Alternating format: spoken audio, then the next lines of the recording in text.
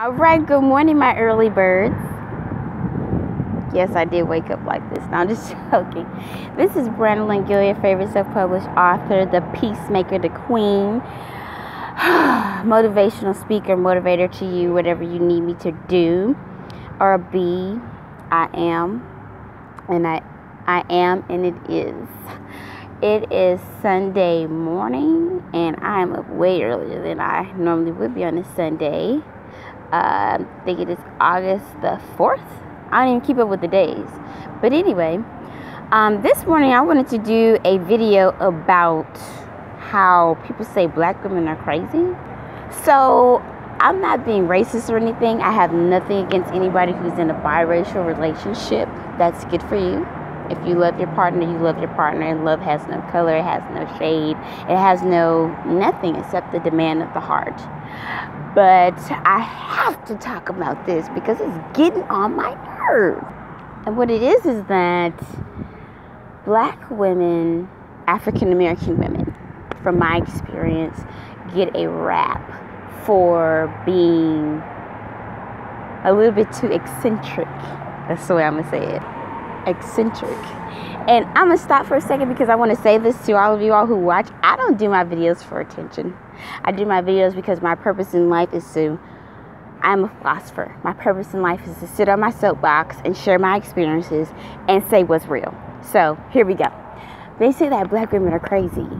It's so funny. Let me educate you all. So we have been holding down a society of people who have been raped and stripped of their identity for over 200 years. I live in Texas, so we still have streets like South Picnic Drive, which we're just going to go ahead and say it. It stands for Pick a Drive. Pick a Nigga Drive, okay? That's what that means. If you don't know it, look it up. Like I said, I don't give away all my research. So when you have a class of women that came from, we still don't know where. We say from Africa, but we still don't know. Many of us cannot follow our bloodlines back to anywhere except grandma.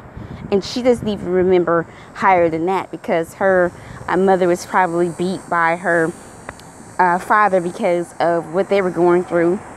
Although they may have owned some land, it really wasn't land that they owned. They still owed taxes and money to the slave lord. So we come from a line of that where we don't know our identity and we still held down our men. If you look in many of the old African stories, and I'm going to take my daughter to the African American Museum here in Houston, Texas, shout out to them, so that she can know some of her history that we can find. We already have what I'm going to call burnt nerves. So that's stress. In Eastern society, when you have high blood pressure, cancer, diabetes, any of that, it's caused by, and they will say for each and every one of them, stress. Okay? And then just what happens if for you all that are going to church this morning, you know about the generational curses. I believe in them even as a spiritual person. So you plant a bad seed way at the top.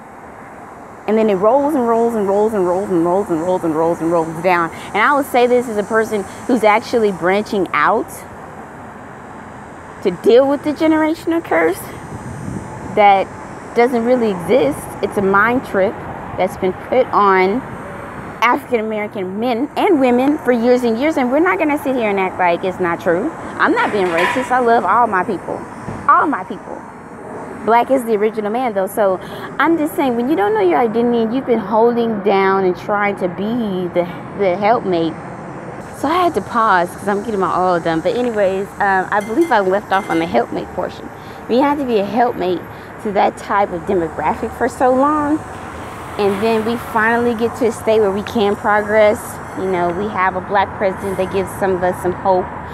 And we have some opportunities where we progress past, of course, the civil rights movement and past the point where, you know, we no longer have the bathrooms that are marked white and black or colored.